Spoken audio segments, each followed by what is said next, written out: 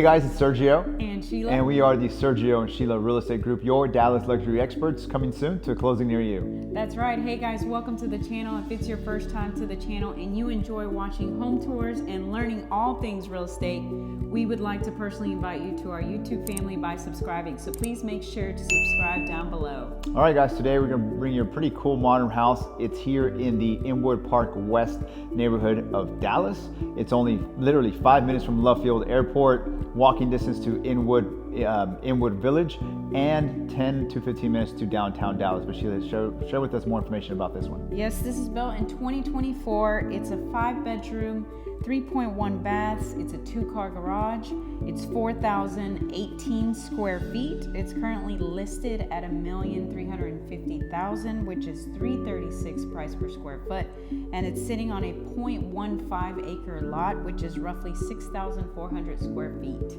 Fantastic. Well, guys, I want to remind you, if you're looking to buy or sell here in the Dallas area and you want to partner with true luxury agents that have over 10 years experience, that's Sheila and I. You get 2 agents instead of 1, and we're partnered with the #1 luxury broker in town. So with that being said, let's go check out the property.